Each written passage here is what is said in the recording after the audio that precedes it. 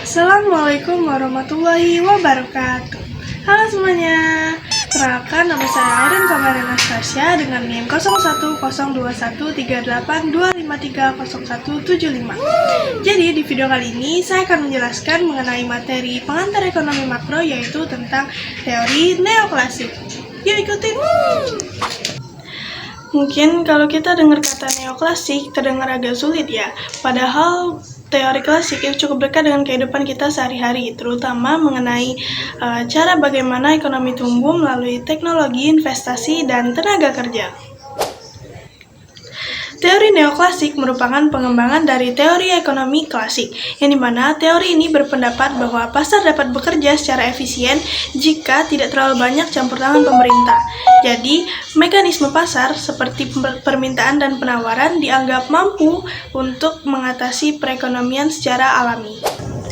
Teori neoklasik memulai analisisnya terhadap ekonomi dengan menentukan aspek mental dan fisik tertentu dari individu. Hal ini pada dasarnya merupakan pikiran individu atau kemampuan yang melekat untuk bernalar secara logis, dan tubuh individu atau kemampuan alami untuk bekerja dan menginginkan objek konsumsi. Segala sesuatu yang terjadi dalam perekonomian seperti harga, pendapatan, kekayaan, pertumbuhan dipahami berasal dari atau disebabkan oleh interaksi pikiran dan tubuh individu. Dengan demikian, manusia dianggap sebagai asal atau esensi dari struktur ekonomi yang dibangun oleh perilaku mereka sendiri. Proporsi aliran ekonomi neoklasik yang bersifat humanis menjelaskan bagaimana hasil terakhir dari perjuangan setiap manusia secara individu untuk menggunakan penalaran pribadinya dan kemampuan kerja untuk mencapai hasil ekonomi terbaik untuk diri mereka sendiri dalam keadaan tertentu. Dalam teori neoklasik terdapat model pertumbuhan ekonomi Slow Swan yang menjelaskan bahwa pertumbuhan ekonomi dipengaruhi oleh modal, tenaga kerja, dan teknologi.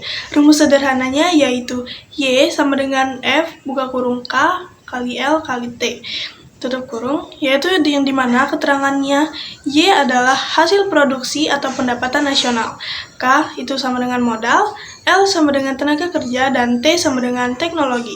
Artinya, jika modal, tenaga kerja, dan teknologi meningkat, maka hasil produksi dan pertumbuhan ekonomi juga akan meningkat. Contohnya, ketika perusahaan menggunakan mesin modern atau teknologi digital, proses produksi akan lebih cepat dan lebih efisien. Hal tersebut dapat meningkatkan jumlah produksi dan keuntungan perusahaan. Selain itu, teori neoklasik mengenal istilah diminishing return atau hasil yang semakin menurun. Maksudnya, jika modal terus ditambah tetapi teknologi tidak berkembang, maka peningkatan produksi lama-kelamaan akan melambat. Karena itu, teknologi dianggap sebagai faktor penting dalam pertumbuhan ekonomi jangka panjang. Menurut teori neoklasik, investasi juga memiliki peran besar dalam meningkatkan pertumbuhan ekonomi. Semakin tinggi investasi, maka semakin besar kemampuan suatu negara untuk menghasilkan barang dan jasa. Selain investasi, kualitas tenaga kerja juga sangat penting. Semakin baik pendidikan dan keterampilan masyarakat, maka produktivitas ekonomi akan meningkat. Teori neoklasik memiliki beberapa ciri utama, yaitu percaya pada pasar bebas, menganggap manusia bertindak rasional, dan percaya bahwa perekonomian dapat mencapai keseimbangan dalam jangka panjang. Teori ini memiliki kelebihan karena mampu menjelaskan pentingnya teknologi dan investasi dalam pertumbuhan ekonomi modern. Namun, teori ini juga memiliki kelemahan karena terlalu percaya pada mekanisme pasar dan kurang memperhatikan kesenjangan sosial. Teori neoklasik juga menjelaskan bahwa persaingan dalam pasar dapat mendorong perusahaan untuk meningkatkan kualitas baru dan menciptakan inovasi baru. Dengan adanya persaingan, perusahaan akan berusaha untuk menghasilkan barang yang lebih baik dan lebih efisien.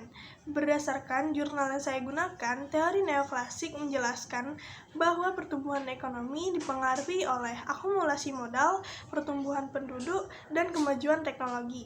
Kemajuan teknologi dianggap sebagai faktor utama yang mampu meningkatkan produktivitas secara berkelanjutan. Dalam jurnal tersebut juga dijelaskan bahwa tabungan masyarakat memiliki peran penting karena dapat menjadi sumber investasi untuk meningkatkan kegiatan produksi. Semakin tinggi investasi yang dilakukan, maka kapasitas produksi dan pertumbuhan ekonomi juga akan meningkat. Selain itu, teori neoklasik berpendapat bahwa dalam jangka panjang perekonomian akan bergerak menuju keseimbangan karena mekanisme pasar dianggap mampu menyesuaikan kondisi ekonomi melalui perubahan harga dan upah serta produksi. Teori neoklasik juga menjelaskan bahwa setiap individu dianggap bertindak rasional dalam mengambil keputusan ekonomi.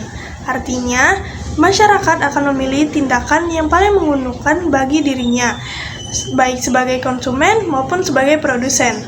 Selain itu, pandangan ini percaya bahwa harga dan upah bersifat fleksibel, sehingga dapat menyesuaikan kondisi pasar. Ketika permintaan barang meningkat, harga akan naik dan mendorong perusahaan meningkatkan produksi. Sebaliknya, jika permintaan menurun, maka harga akan turun hingga tercapai keseimbangan kembali. Pandangan neoklasik juga menilai bahwa penggunaan sumber daya secara efisien sangat penting dalam meningkatkan pertumbuhan ekonomi. Karena itu, perusahaan dituntut mampu memanfaatkan modal, tenaga kerja, dan teknologi dengan sebaik mungkin agar hasil produksi menjadi lebih maksimal. Teori neoklasik juga menjelaskan bahwa peningkatan produktivitas menjadi salah satu kunci utama dalam pertumbuhan ekonomi. Produktivitas yang tinggi membuat perusahaan mampu menghasilkan lebih banyak barang dan jasa dalam waktu yang lebih singkat. Selain itu, perkembangan industri dan kemajuan teknologi mendorong perubahan cara kerja masyarakat menjadi lebih modern dan efisien. Banyak pekerjaan yang belum dilakukan secara manual kini dapat dilakukan dengan bantuan mesin dan teknologi digital. Pandangan ini juga melihat bahwa perusahaan memiliki peran penting dalam menggerakkan perekonomian karena kegiatan produksi, investasi, dan inovasi yang dilakukan perusahaan dapat meningkatkan pendapatan masyarakat serta membuka lapangan pekerjaan baru. Jadi, kesimpulannya, teori neoklasik menjelaskan bahwa pertumbuhan ekonomi dipengaruhi oleh modal, tenaga kerja, investasi, dan terutama teknologi. Baik, sekian penjelasan dari saya mengenai teori neoklasik dalam pengantar ekonomi makro. Terima kasih dan semoga bermanfaat. Saya akhiri, wabillahi taufiq wal hidayah. Wassalamualaikum warahmatullahi wabarakatuh.